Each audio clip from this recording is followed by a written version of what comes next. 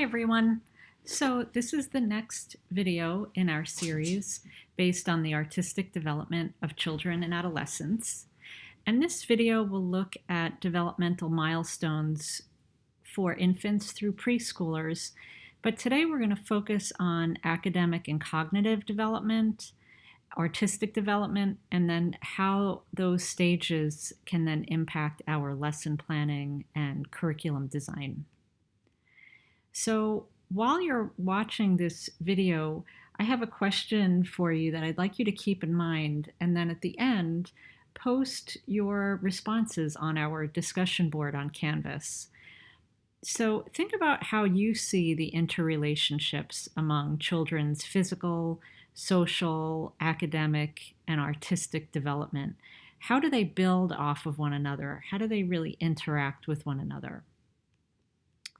So, in terms of academic or cognitive development, young children, again, from about birth through about pre K, just before they're entering school, they have a vast imagination and sense of curiosity.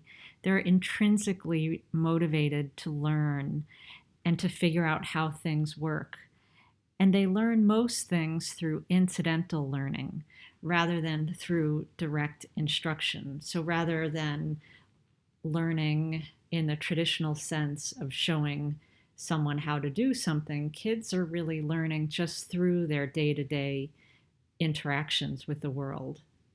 And there's a lot of different approaches then for how this then would impact education. And I want to show you this, just a short couple of minutes from this longer video. It's a video based on a forest kindergarten in Denmark. And as you watch the next minute or two from this video, just see what you think the benefits and the limitations are of a forest kindergarten, especially when we're thinking about the physical, social, academic, and artistic development of very young children, really infancy through pre K. If kids are learning through their senses, through finding out how the world works by taking things apart, putting them back together, exploring them through all of their senses, how does this knowledge then impact how we teach and what we teach? So I'm just going to show you a minute or two, a couple of minutes from this YouTube video, and I do have a link for the full video in the assignment on Canvas. So if you'd like to watch the whole video, I really encourage you to do that. But just take a look at this, and in the discussion board, that could be something else that you refer to when you're answering that question about how the developmental areas like physical development, social, academic, and artistic, how all of these stages of development or types of development interact. So let's take a look.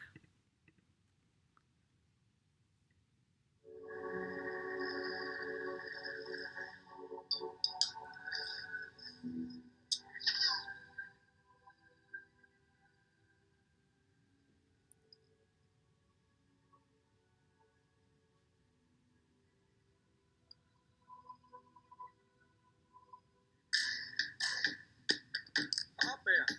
Up there! Oh my god, they're gonna freeze out here in the forest. I was very worried about the water. Once in a while, there's a child. I'm freezing. What did you think when you came from England and you first saw kids playing like this? It freaked me out.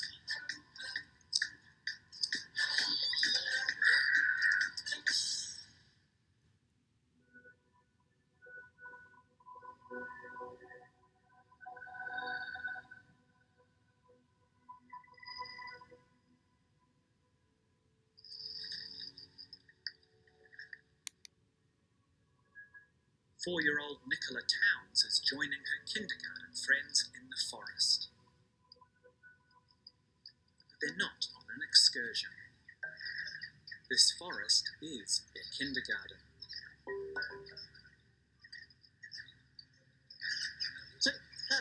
tårn ud her også. Tårn op i den her skov. Prøv at se. Tårn og tag deres ører af. It's freezing today, only 5 degrees.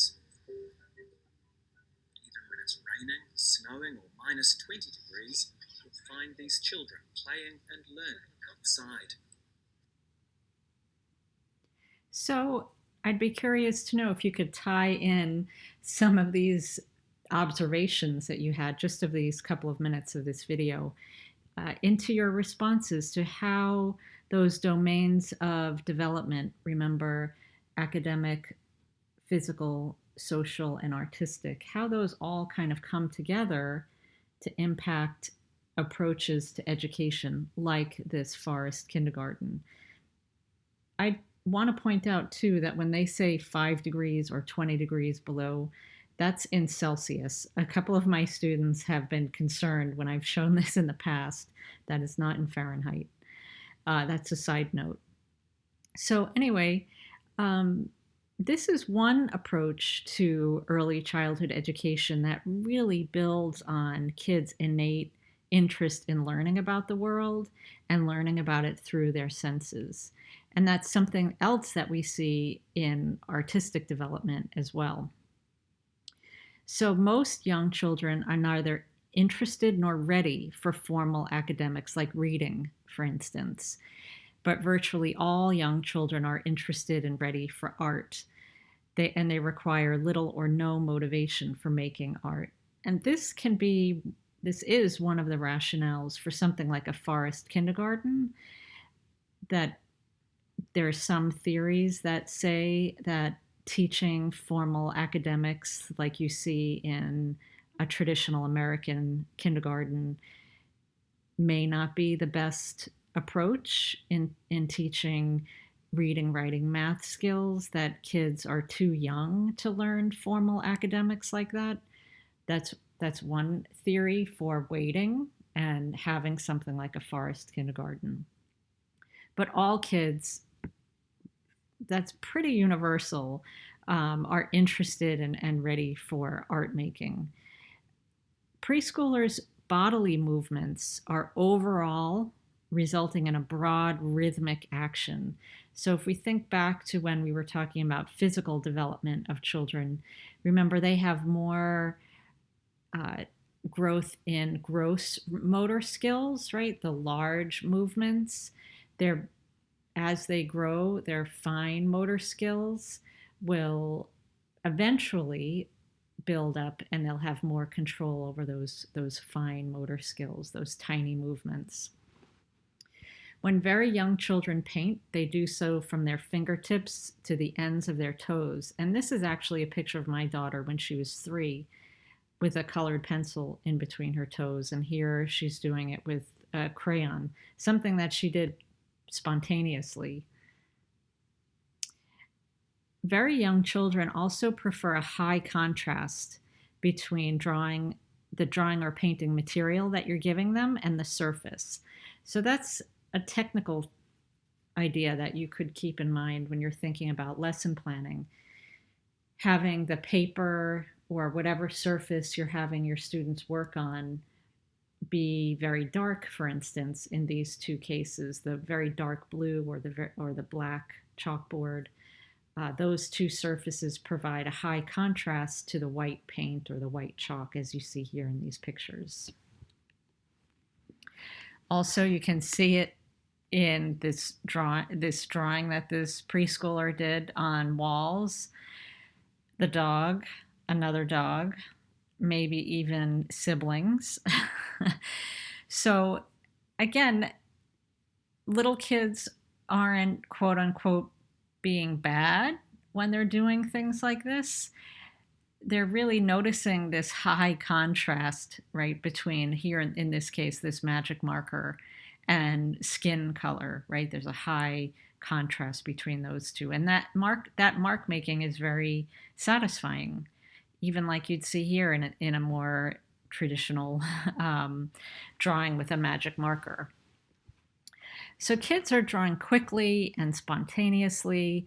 They're not drawing recognizable symbols at this point, or really recognizable anything. they're just really interested in the mark making, the line making, the gestures. Colors are chosen for emotional connections. So again, you're not going to find very young kids choosing colors for a symbolic reason, but more a visceral kind of emotional connection. Not until they grow older, and again, this connects back to physical development, and gain control of smaller muscles, do their gestures become localized to hand, arm, and shoulder. So it'll take a while for little kids to make gestures that are really just based in the hand, right? And being able to have more control over what they're creating.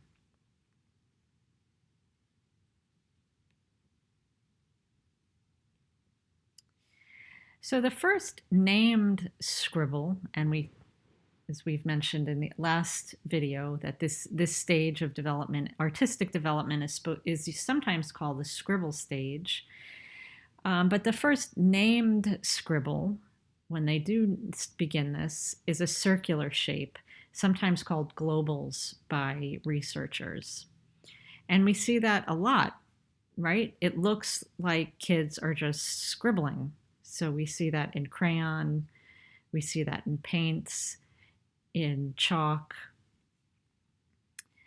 And a researcher that I highly encourage you to read, very accessible, her name is Betty Edwards, and I'll have a link to her book, Drawing on the Right Side of the Brain. If you're interested in developing your own drawing and observation skills, her book is really readable, very accessible. So she argues that a circular movement is a natural movement, more so, for instance, than the movements required to draw a square. And she suggests to try both on a piece of paper, and you'll see what I mean. So you can even, as you're listening to this video, do a couple of doodles. What does it feel like to just draw circles versus squares? What feels more natural? But Betty Edwards is a great researcher to read, and she does talk a little bit about artistic development in her book, Drawing on the Right Side of the Brain. This was a texture collage, a lesson that I had done with a preschool group. Even in a 3D work like this, you can still see this child was doing those circular movements. You can see on the right-hand side those spirals, and then in the center and on the left, there are other circles. So really common to see those circular movements in very young children's artwork. As time goes on, seemingly random drawings are increasingly controlled. And pay attention too when you're in your own classrooms or doing field observations. Notice when kids start putting circles within circles, like in this example from my niece. She has put these smaller circles within a larger purple circle. This one, she has created circles in the center, as you can see, and then colored around it with that kind of purpley pink color. And then there are orange circles around. So there's definitely more of a sense of deliberateness in these examples, right? Maybe compared to some of these examples that seem maybe a little less deliberate. So as children get older, and probably more importantly, the more they have access to drawing and painting, the more you'll see them make these works that have that appear a little bit more controlled. The child begins to develop a graphic language with which he or she can communicate ideas and feelings. Their artwork becomes readily discernible and easier to interpret as children's verbal skills develop, and they can explain their images, interests, and intentions. So if they physically can't talk yet, they can't tell you about their artwork. But once they can talk, they will have lots of things to say about what they're making. And I always encourage students to ask open ended questions. Don't assume that you know what your students are drawing or painting. So a question just something like, tell me about what you're drawing is perfect. So in this case, again, for my own daughter many years ago, you can see that dot in the upper right hand. I put a little arrow there. She explained to me that that's a knot and it doesn't let the eyes out. So little kids are very concrete thinkers and they're putting concrete things in their work. Again, trying to make sense of the world around them. So of course you would need a knot in your head so your eyes don't roll out, right? But in this case here, now it's curly hair. So they're not really committed to any interpretation of what they're doing. So it can be curly hair here. It can be something that doesn't let the eyes roll out here. So their images can change meaning. So in this case, in the upper left, it's also a knot, and this keeps things out. So in the first example, it kept the eyes from rolling out, and in this case, it keeps things from coming in to the head. Also notice in the center, most adults would think that that's a nose, but if you do ask kids to just describe their work, my daughter in this case said it was a belly button. When young children do begin to name their artwork, they are usually about events or people that are emotionally important to them. They're emphasizing the most salient parts, right? The most noticeable or the most important parts to them.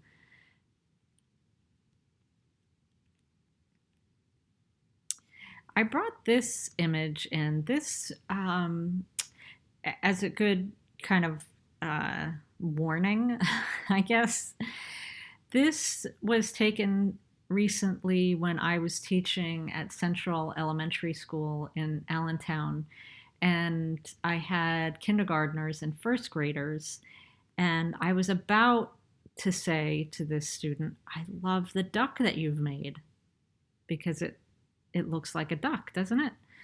But I caught myself and I just said, so tell me about what you're up to here. And she said, it's Olaf from the movie Frozen. And I would never have imagined that this was Olaf, but there you go. So that's an example. This is another example. This was a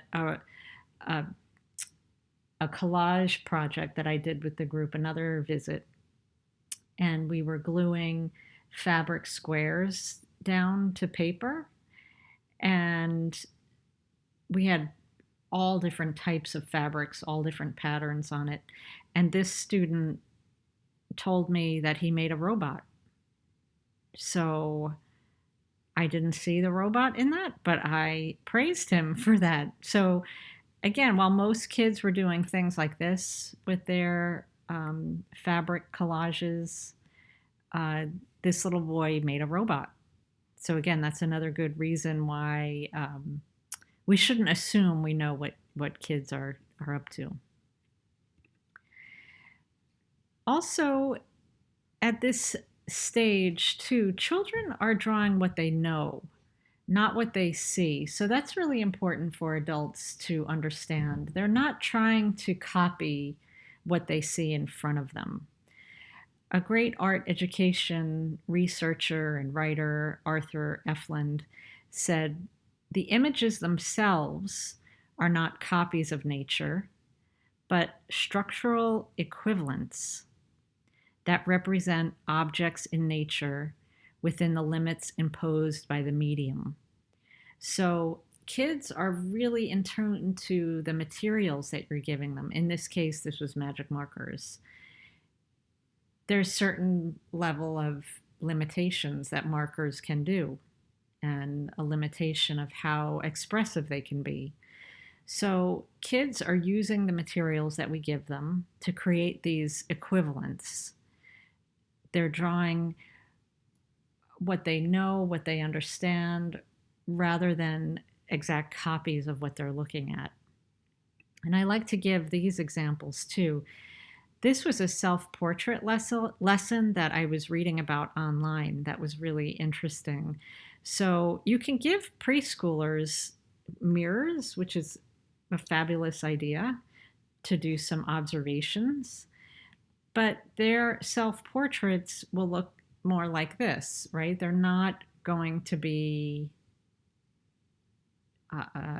realistic renderings, although maybe this has more recognizable features or this one, but they're really, more importantly, after experiencing the materials and seeing the relationships between what they know about a subject and the materials themselves.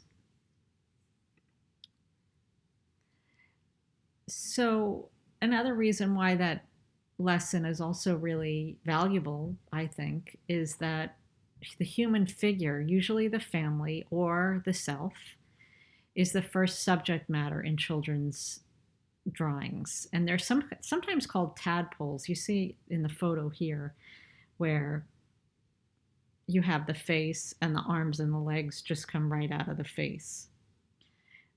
So again, they're not drawing from observation. They draw from their mental conceptions and their experiences of the human figure. So they're thinking about their own bodies and how their bodies work and what other people look like, and creating kind of a conception of it, an idea of it, rather than a faithful, realistic rendering.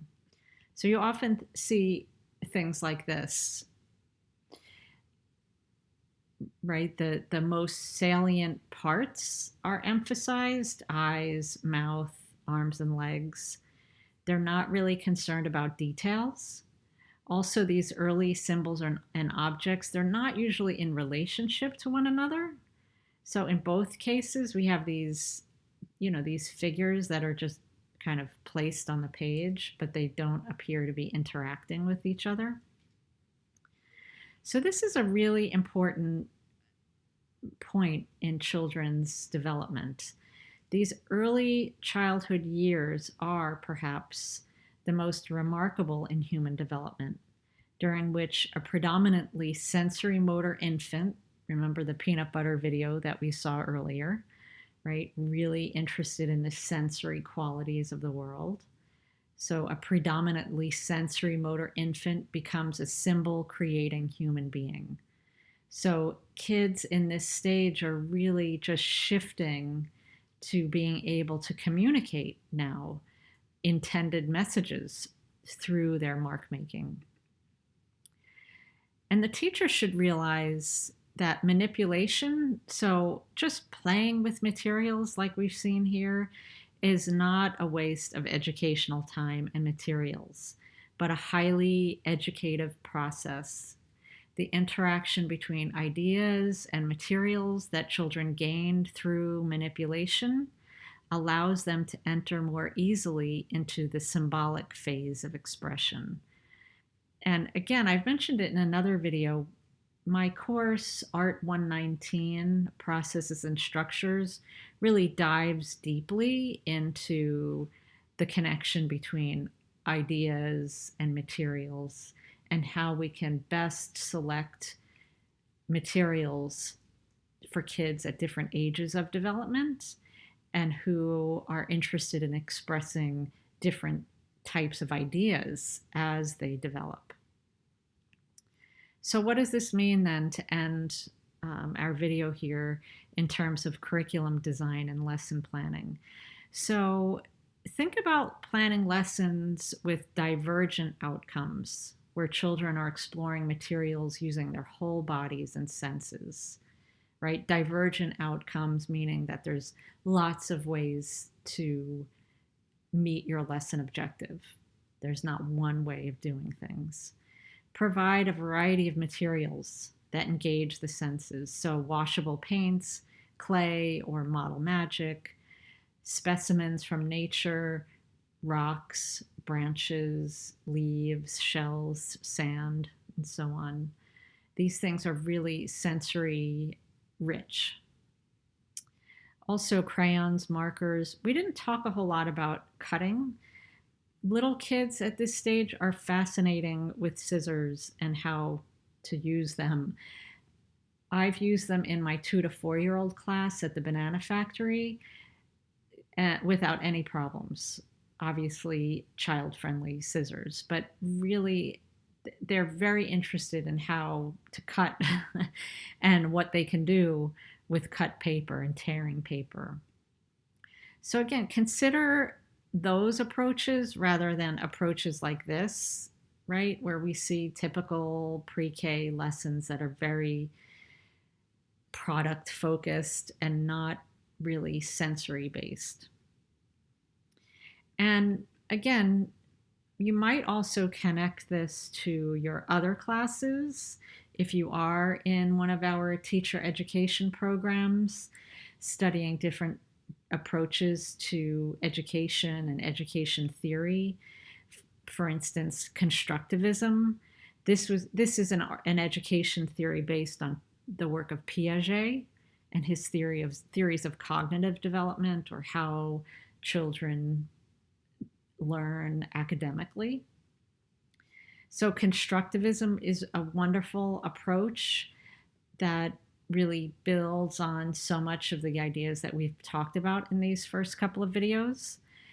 It emerges from the learner's life experiences. So very young children, their life experience really centers on exploring the world through their senses, through touching, through building, through taking things apart, and so on.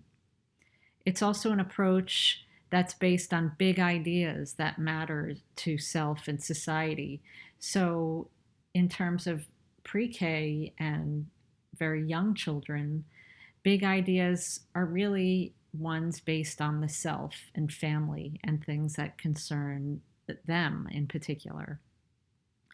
It also emerges from an interest in learners constructing new knowledge. So rather than the paper plate snowman or the construction paper monkey kind of examples that I showed you, the art making that I'd like to encourage my students to prepare for their students are things that are personally and culturally transformative. What new things can I learn about myself, about my community? So again, as you're kind of reflecting on all that we've talked about in this video, share your ideas on the discussion board and see if you can explain or describe or simply reflect on the interrelationships among children's physical, social, academic, and artistic development.